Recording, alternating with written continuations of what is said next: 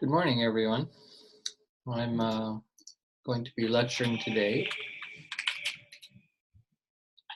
learning about how this actually works using the whiteboard on the Zoom program. The lecture today is on the topic of study fear, new term, which really means new ways of studying fear, new ways of integrating the knowledge of fear. So not just interested in fear management for the self.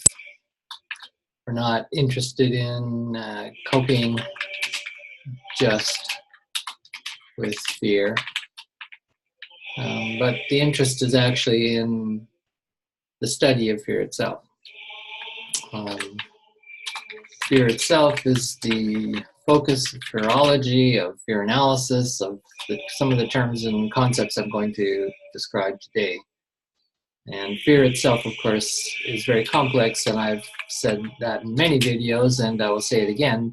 That's why I use this notion of fear with these particular marks to show that it is a concept under deconstruction and reconstruction. And I say this because these are very interesting to me as a technique, which is really about new ways of considering that difference between fear with these marks, fear itself, and comparing that with fear. So we've got at least sort of these three forms that I'm utilizing in my work. And I encourage students of the Fearology Institute to be aware of these differences and what each of them can reveal. So just off the top, to let you know, I mean, there's a study that I've been looking at right now and was reading. It's called Social Workers' Experience of Fear. Interesting article in a journal, British Journal of Social Work. And I'm interested in fearology being applied to all kinds of professions and how they can influence the profession, and the profession can influence fearology and fear analysis, etc. And this study was done in 2003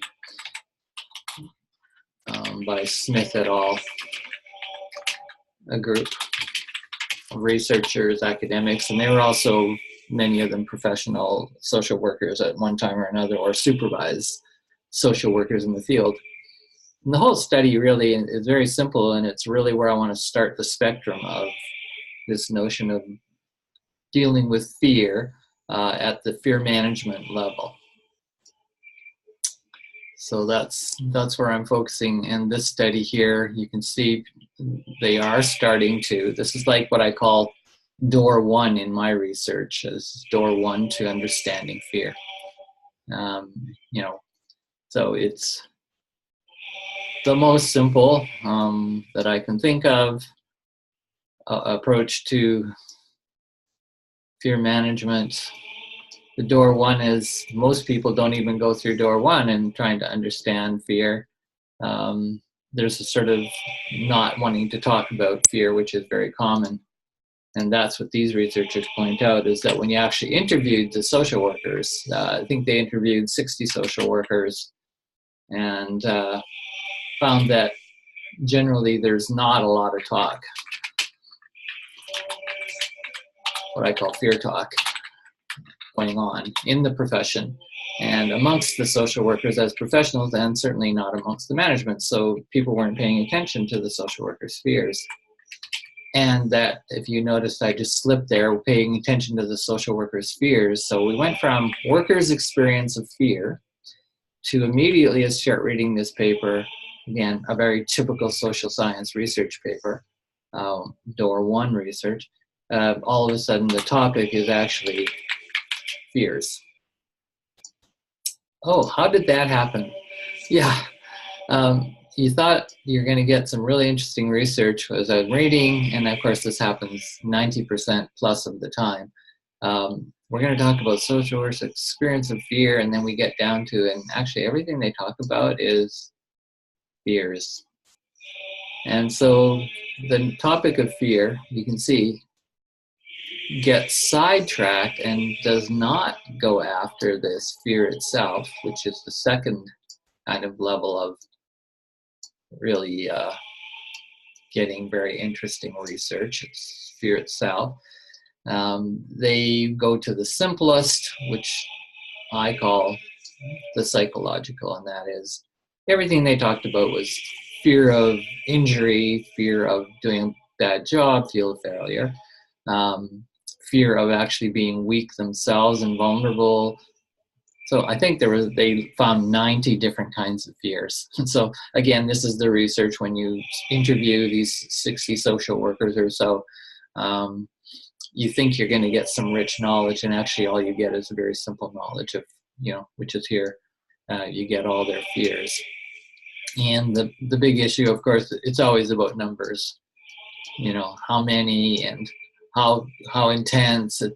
And so the quality of this kind of research is often what I call very, even though they're interviewing them and trying to get qualitative information, they get a quantity. Quantity tends to get the focus, and quality is not there with the depth of actually understanding fear. So I was interested in this paper for another reason. They came up with a notion that what the field of social work needs to do in both the university and in organizations is that we need to have, they argue, this wonderful word, fear audits. Okay, a fear audit, which is, every once in a while you need to, I think they suggested every 6 months or even more, to interview staff or have the managers ask the social workers who work for them, how are you doing? And let's do a fear audit and let's check out where your fears are at. Mostly in quantity, somewhat in quality, but generally it's the quantity of fears that gets all the emphasis here. Quantity. So anyway, I thought fear audits is an interesting term, and again, you see the word fear and you think, oh, we're going to understand more about fear itself, right, over here, without all the emphasis on fears that this work commonly does. So again, remembering fear management, usually of the self or the individual, and that's what this research really focused on with these social workers. It was all about the individual, and so there's nothing political, there was nothing, and I could go on with a very long fear analysis critique of this paper, and I actually will write it up one day. All right, so that's just one way I start to analyze a paper. Door one, right, over here. And that's door one entryway from, yes, it's a good idea to go through door one because at least we're starting to pay attention to fear. And these social work researchers said we're not doing that enough, and the field doesn't have enough literature on it. And I think that's a good thing. So we can, before you go through door one, we kind of go into denial and ignorance, and then the research or the inquiry into fear can move through. And so after door one, what I'm looking for is research that is going to look at here, door two research. What's that going to look like? That's more where I'm interested in. It's where others are interested in. And I'll talk about that in a moment as I go into another slide here, another whiteboard.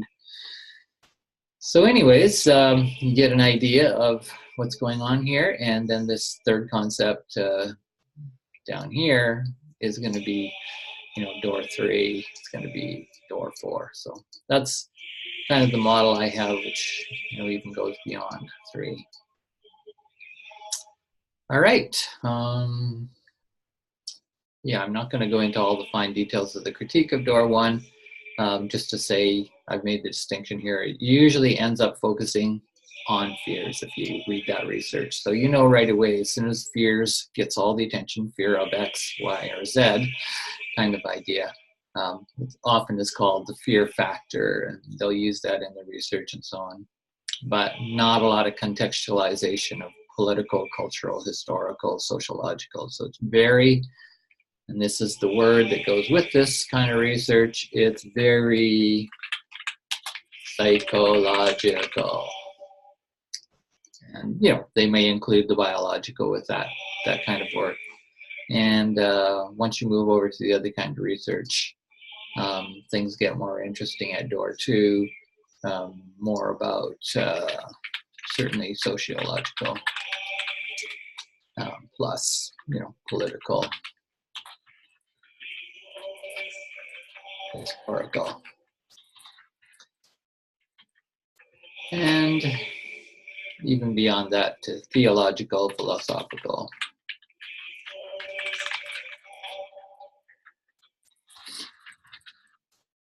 All right, I'll leave this slide now, and apparently we can just clear it, so let's see what happens. All right, so now we're at the door 2. Door 2, fear research. Obviously, this is less common to find. Deals with fear itself. And that doesn't mean that we don't deal with fears as well in this kind of research, because we do. Fears are important. I've never said that they aren't, identifying certain kind of fears, but that's not the focus of the research. And the reason is because at this level here, I think the bigger question is not just, what fears we have and their intensity. That's door 1 type research. But we're interested in fear itself as a way of being in the world. And that really means fear as a context for perceiving reality. And that means, exactly, fear is really important in how it, works and impacts the self, fear, other relationships. So it's much broader, right? That's the whole point. It's a very broad and deeper analysis at this door 2.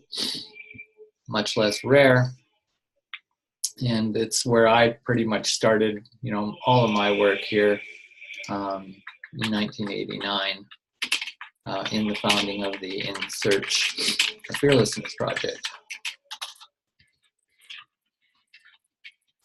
And that was in Calgary, Alberta, Canada. And, there's a whole story to be said there about how I came to that. But I can tell you for sure it was a door 2 fear research. I was interested in these larger questions, really, which is fear really important and how it works and impacts the self or other. And in a sense, that really is all about, where we start to get into a worldview impact.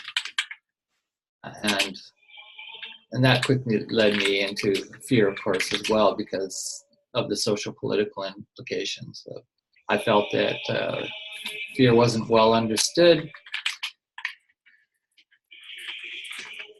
And that's, this comment here is really kind of key. that fear it wasn't understood historically very well, or isn't currently understood very well because of the history of the actual knowledge of fear. And so the important concept here is knowledge about fear is really important. It actually gets the focus. Okay, so that really is the focus of Door 2 research, fear research. And you can see this really moves away from Door 1, where I'm interested in my fears and I'm interested in helping other people manage their fears, and it's very practical and pragmatic, that Door 1 research type approach. Here we start to move into a little more higher abstraction, a more kind of meta perspective starting, where we're interested in all kinds of knowledges. So one of the terms, one of the people here is, Desh Suba's work on discovering this philosophy of fearism approach. He calls it the fearist lens. And he started that in about 1999. 10 years after I did, he came up with this term, and some people really liked it. And it's now got a lot of knowledge. It's got study institutes happening all around the world. And yes, they're interested in Door 1 research, this philosophy of fearism, but you've seen the very fact it's called the philosophy of fearism as a new kind of philosophy, as Desh argues. Unique to the world, unique in its emergence, and important because it really leads to trying to get a better knowledge about fear, and doing that through a fearist lens, which starts to mean we need new methodologies here. We need new methods to really begin to understand fear through a different lens than the Door 1 research. Door 1 research, you usually use a social science method or a psychological method or biological, neurobiological method, and you understand fear. You apply that method to fear. When we hit the Door 2 research, everything changes. It's quite a shift. It's quite a dramatic shift of what's going on, because we're really looking for this new lens, and that's a new methodology. We want to understand fear, and I've sort of come up with something like this. I've said that fear is, always disappearing in some sense. It's always sort of running away from itself, not to be disclosed. We went off the page. Not to be, I can stretch this, I guess. Not to be disclosed, vulnerably. This, you can see, requires a bit of imagination, because you're going, what the heck is, Dr. Fisher talking about here? Well, I'm really talking about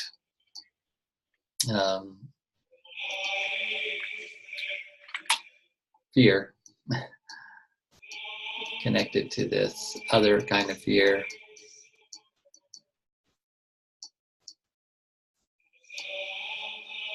Not talking about fears, which are what is easily disclosed. That's the whole point.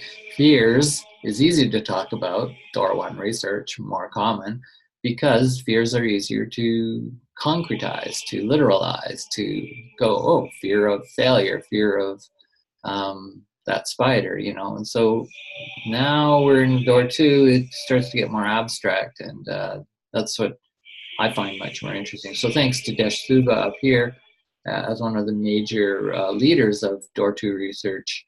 And of course, he's really makes lots of other arguments. I'm very much simplifying it here. And he really tries to make a positive, frame for fear. So he argues that fear has been dealt with so much negatively, and that part of that negativity is exactly this problem. Fear is always disappearing. Why? Because fear is running away from itself. But of course, really what we can easily say is, we're running away from fear. We're running away. We don't want to really look at fear a lot. We stay in, what a lot of researchers have said, we stay in denial. And that's become a big problem. And it's a problem in even just coming to understand fear and get to know fear. How can you get to know with it when you're in denial of it, dissociating from it? It's running away from being exposed and understood. So we've had this history of this. And Desh Suba was really attempting to get us back to a more positive frame, new methods that go with that positive frame, and therefore he was arguing we would get new knowledge about fear. And he presents a lot of that in his book, Philosophy of Fearism, in 2014. So you might want to check his book out, Philosophy of Fearism, 2014, award-winning book, really internationally. He's from Hong Kong. He's a Nepalese writer, a poet, an author, and philosopher. And him and I got together, just a little bit of historical, we got together in 2014, the latter part of 2014, and he and I, kind of joined forces. So I'm going to get to that next door 3 fear research, which I work in primarily. And so I'm going to clear this now. So let's move there to where I've focused mine on, and that's door 3 research.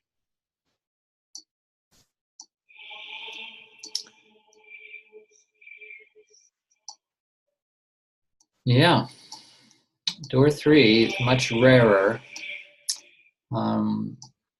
It's a real big jump to start looking at fear under this deconstructive lens. I talked about writing it this way, so you know that we're trying to deconstruct all the common meanings, dictionary meanings at this level. I'm interested in fear knowledge and studying fear knowledge. And I think one of the key things I've focused on is discourses on fear, discourses of fear. And eventually I called for something called fear studies.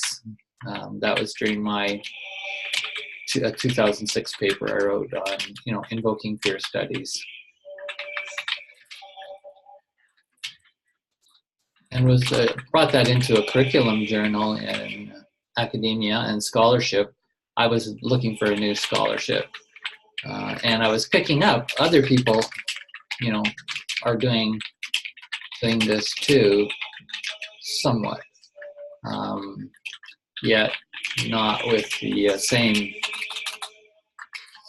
focus lens, not with a fearist perspective.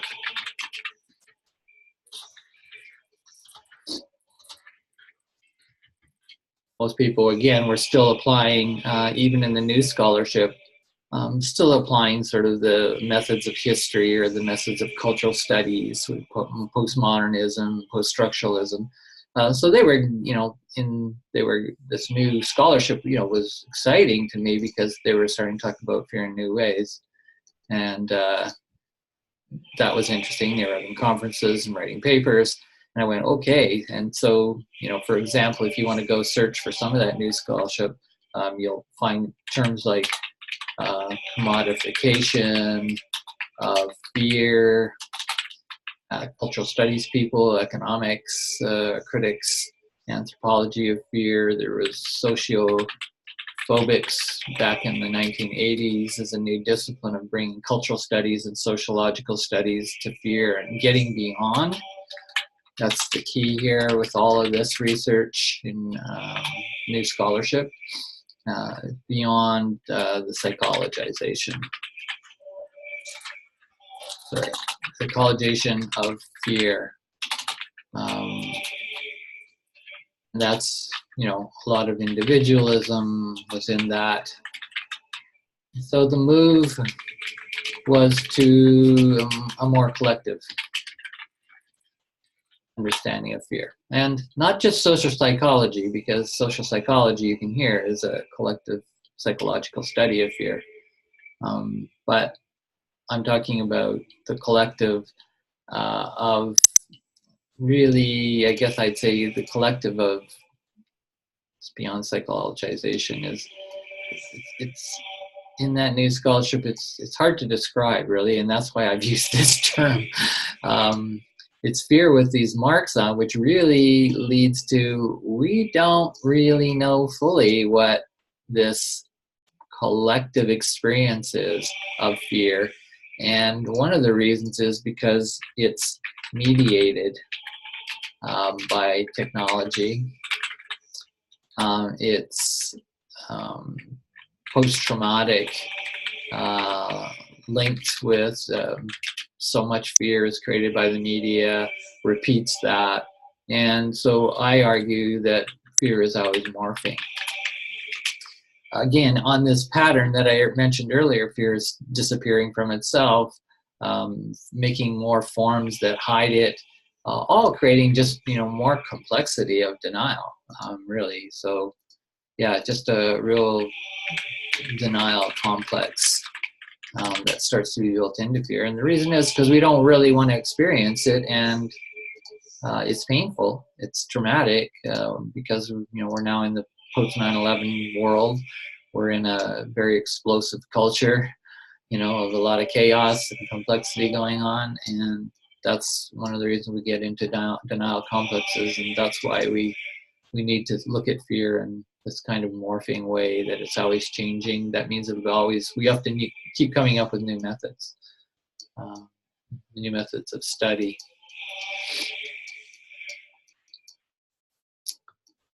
All right, get a little bit of a feel for door 3 research. There's so many more things I could talk about, and certainly in my work, part of the door 3 is the study of fearlessness, that I argue is it's dialectic. So if I was to draw that dialectic relationship, I sometimes do it like this. I say that, kind of love is one pole of the meta motivation behind human behavior, and at the other polarization, I sometimes put fear. And when I'm writing fear here, you got to keep in mind, when on door 3 research, I'm also including this stuff here, right? This fear complex is in this term too. So this is a very complex term, and I often write it with a capital letter just to indicate that complexity that's going on, and I acknowledge that. So the dialectic approach is, my argument is that love can move to fear and become fear-based in motivation and drives our behaviors, and fear itself will, in a natural cycle, and you can see that's really the dialectic flow, will move back to love if there is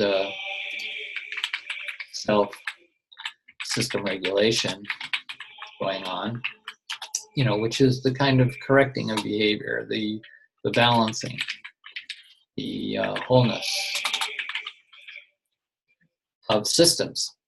So yeah, you want to remember that when you get to this level, always talking about systems, how fear is involved in systems, in, again, this very complex notion of fear, this perplexing notion of fear, because of these problems of a denial complex going with it, the disappearing, and then the collective morphing and digitalizing and the media and all these common things, which you can study under a notion of methodology called discourses. That's Michel Foucault's work. If you don't know it, how to study discourses, Foucault is a very important philosopher, historian, theorist. So back to our little diagram on the dialectic. What I've done is I said, okay, well, this flow is a natural cycle, or a system balancing cycle, which we expect. And I would say nature is designed upon this. fear sort of looks like the negative side and negative end, and love looks like the positive side. And, there's some truth to that. I never try to make that too binary, and the reason is because they're very much impacted by each other, and so in some sense they're all positive. There is no just negative, there is no just evil. The good is always connected to the not so good, or if you want to call it evil, that's fine, but I don't so much. Which doesn't mean that we shouldn't talk about evil, just to be clear. Okay, so the dialectic flow there would be a nice balancing, and yet we have a society, which I said has huge denial complex that's been building evolutionary-wise and in culture, mediated, technological, and so on. This makes it harder and harder for these two to flow. So to get the nice flow from a fear experience to a love experience, and understanding that those are not just individual experiences, they are much more complex than the individual. Again, I said they're collective, and I could even get into complex, they're aesthetic. They get even more complex than just the collective. So what I've done is created this zone in between that flow, which I argue is where fearlessness exists. Okay, I think I've called it a fearlessness zone in a few of my writings. And that's that middle zone. And really, if you kind of follow this here, I'll just kind of get my arrow back. The flow from love to fear, could be a degradation that, kind of stays down in fear if it goes too far. And so love can turn off into very nasty fear, right? The loss of love, and we talk about fears and the fear of the loss of love and the damage and the hatred, and a lot of mixed feelings and emotions that go with that. Can become jealousy of love for others and so on. Well, my argument is if we had a notion of fearlessness in our culture, in our education, that we would move this turn downward into fear, would sort of more accurately be something like we start to dip into the fear, but because we practice fearlessness and we know what fearlessness is, and we set fearlessness as an ideal even, and I'm talking about an ideal that doesn't include love. So a lot of people say, well, love's the ideal, and let's just get back to love. And I go, well, that's a big shift to when you're way down here and operating in this kind of fear base, to get up to love, that's a long ways. And yeah, you can get there because you can see the cycle is meant to return back to love, right? And some people would, put God there instead of love or truth or something, ideal and virtue. But I argue really the pattern of more kind of nuance and reality is I'd be happy just to get people to practice fearlessness in this zone. And this zone of fearlessness would start to help this self-system regulation, balancing, and wholeness. Now, there's many ways I could describe fearlessness, and I do in many of my works in Door 3 research, which I'm not going to go into in this lecture. It's already long enough. But that's how I kind of put fearlessness in. And fearlessness also, again, would operate on the other side. It's hard to get all the way back to love. So if you're in a lot of fear, just try to get into that zone of fearlessness. And that would be, excuse me, that would be a good thing, because it starts to recover and get you back into a system balance. And it actually, will eventually make it easier to move from fearlessness to back to love, or onward to love in a more complex evolutionary way. All right, well, that's a very simple description of that. And of course, the question then becomes, well, what's Door 4 research? And well, let me clear this. So Door 4 research includes, this is very important, as do all the doors, they include the level before them. So it includes, Door 3, door 2, door 1 research. Well, notice, because it includes, doesn't make anything, those are all valid ways of understanding fear. They're all valid fear knowledges with their, fear methodologies, if you want to call it that. And yet, door 4 research is quite unique.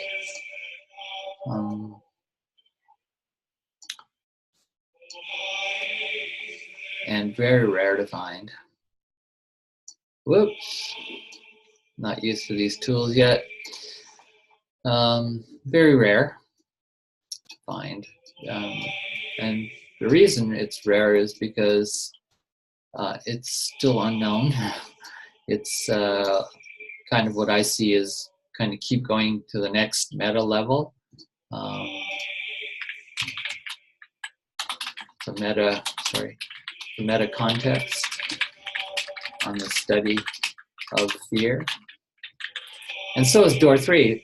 Door 4 actually is, to me, it's a meta context. And this is really hard to explain. There's no way I can explain what a meta context is other than it's just a larger embracing reality that one awakens to, really. You awaken to this via consciousness. And it's most recognizable in the literature and in study as non-dualism or non-dualist lens on reality, on perspective. So I'm certainly not going to go into non-dual and what that all means, but that's where the whole pattern was going. So if I was to just do a summary here, the dual, as you can see, not non-dual, but dualist lens applies to door 1, door 2, and then there's a big shift there, and door 3, and I would include Suba in some of his work as door 3, for example. So is Fourier's work, who some of you may know. That would be another lecture on his work, which is fascinating, as I see kind of door 2 into door 3. But door 3 is what I label, and there's reasons I do, based on various theoretical frames, philosophical frames, integral. And integral, and then door 4 is down here. So you can see I'm kind of creating a developmental or evolutionary kind of path here through all 4 of those. You see that? Kind of moving from the more simple to the more complex to more contextual to meta-contextual to meta-meta-contextual.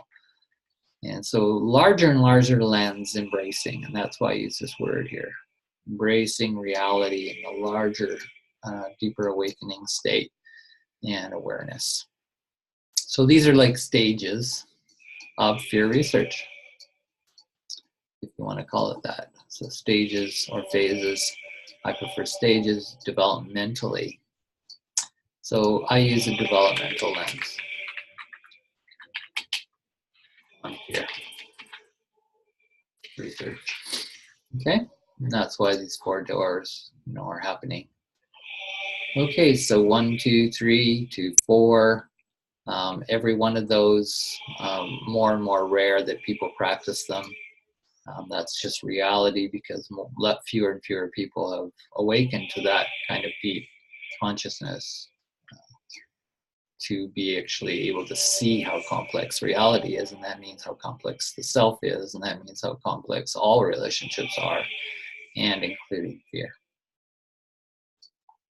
So fear down at this level, is pretty much involved in the people that spend most time in understanding fear at that level and trying to write about it are in the spiritual, mystical dimensions. And that would be people like Jiddu Krishnamurti as one example.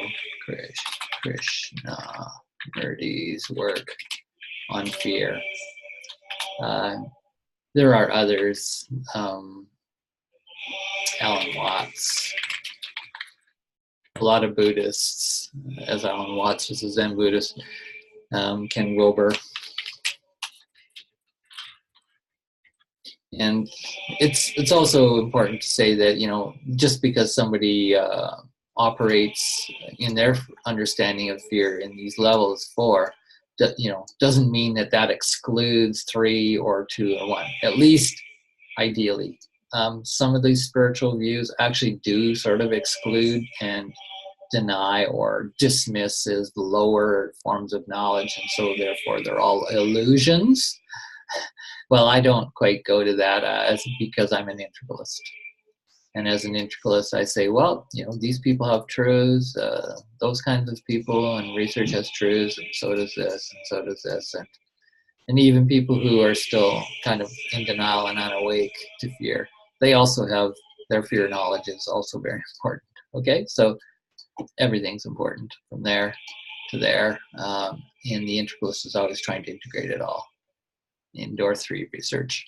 But always at the same time, I'm very aware is, yeah, I know my research is limited because it could be expanding in that direction, so I will also work on that too. And I also know I need to keep integrating earlier knowledge. And it's kind of a spiral of development.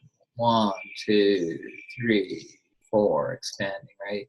And so this spiral of development is an important motif or aesthetic that I use to keep a good, you know, a good whole. I call it holistic integral knowledge of fear. And then I often write and fear, don't forget that. It's more complex. And again, that would be a whole other lecture. So kind of get the big picture of my notion of 4 doors of research here. And the one thing I haven't said as I'll close just to make things more complex and interesting is this path. Okay, this path going down here is, let's see if I can write it up here. It is what I call the path of fearlessness. Right, so it's a developmental path of stages in understanding fear, meaning also fear management systems. There's different fear management systems that are paid attention to at this level, at this level, at this level, and at this level.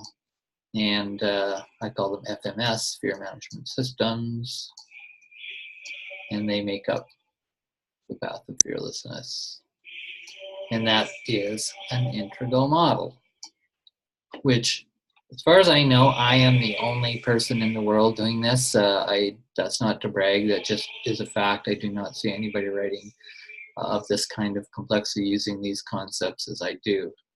However, remember, I have come to this, my unique view, from studying many other people and integrating their work. So it's not like I'm making it all up. I think I've put it together in some new combinations. Okay, clear that. And I'll say thank you very much for listening. And let's keep talking.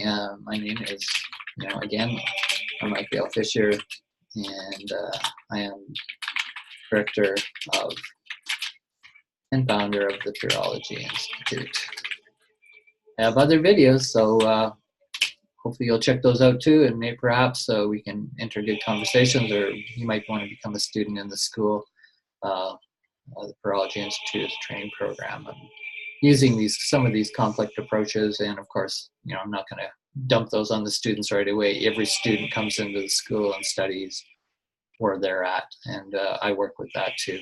Okay, because everybody where they're at is just as important as where, you know, I am at and what I see and want to bring. Okay, thanks very much, and we'll see you next time.